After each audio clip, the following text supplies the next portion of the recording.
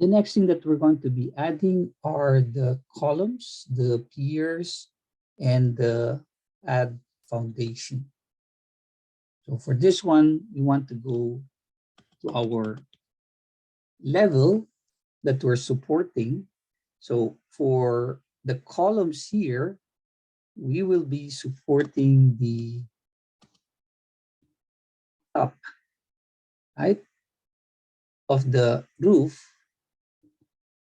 or top of steel at the office for the office space.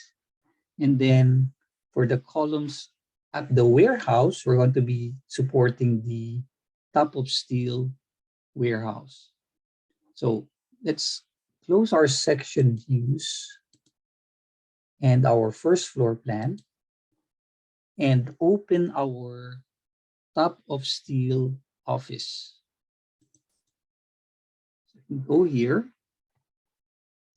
and we're going to place the columns where the grids intersect with each other. So let's go to structure. We do have under architecture columns and then structure columns. So you can select that or go to structure and select column or type CL. So we're going to select this. And for our column, we have here a 600 by 600 mm column. Okay, this is concrete, but I think we need to go to our exercise and check what type of column are we required to construct. So let's go to piers and pads and steel framing related foundation. Okay, structural columns. So it says here we need an M_HSS hollow structural section. Now, let's go back and check. Do we have that type of column? Okay, so we have here an MHS hollow structural section column. Okay, so that's good. If you do not have this, or if you want to change it to a different type, then you can always load the family, okay, and then go to structural.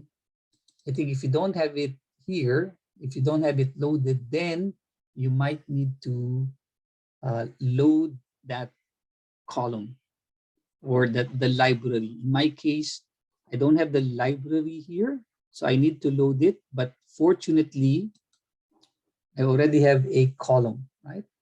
So there's that column that I'm going to be using. Now, you can place it one at a time at each intersection, or you can simply say at grid.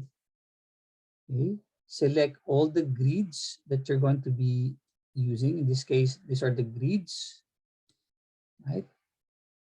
And then click on finish. Similarly, a warning will be given saying that you're not able to see the columns because they are constructed going down. Again, you see here depth, right? So let's see where it went. I think if there's an error, we can always change it. I think it's, yeah, short, right? A little bit short.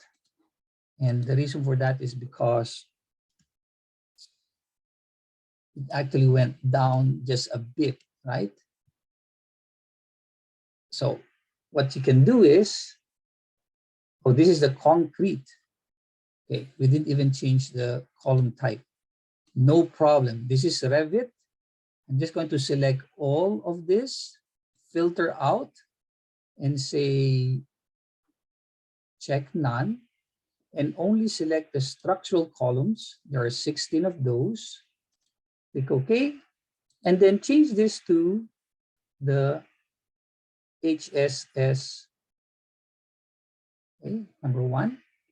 Right? Revit means revise it, right? So now it needs to go from the So the top level is top of office, top of steel office. The base level should go down to the first floor.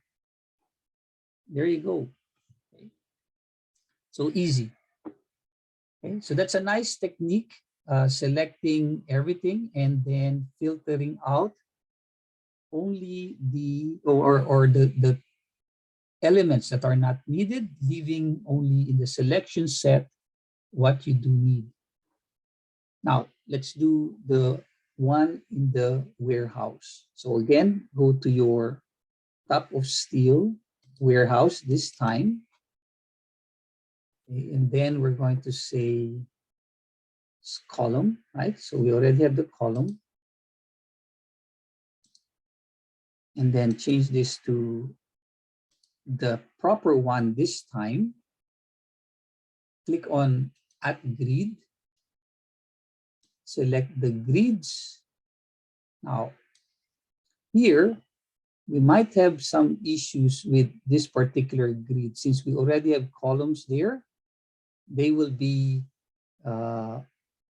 duplicating the columns. So I'm going to select this grids for now, say finish, so that we were able to build those, and then we'll build the ones over here.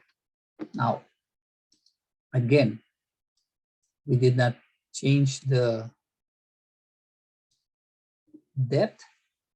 No problem. Again, just to review, filter, check none, select structural column, click OK, right?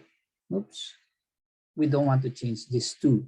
So we can hold down the Shift key and remove those two in the selection set, and then change this from up of steel warehouse, which is the top level, down to the first floor concrete. Okay. Next, we're going to go back to our top of steel warehouse. And this time we're going to put the columns at this area. So we have the column command. We have the correct selection. Click on Add Grid. And this time we're going to select this columns. We don't need that grid right there, or sorry, this grids. We don't need that column. So click OK. Again, go to 3D. They're too short again. I forgot, but I think the lesson is, well, we can always revise it. Okay? So let's do that for the last time. Select, filter, check none, click on structural column, click OK, and change the depth to the first floor top of concrete. Now, if you are doing it correctly, you will say column and then change the levels, right?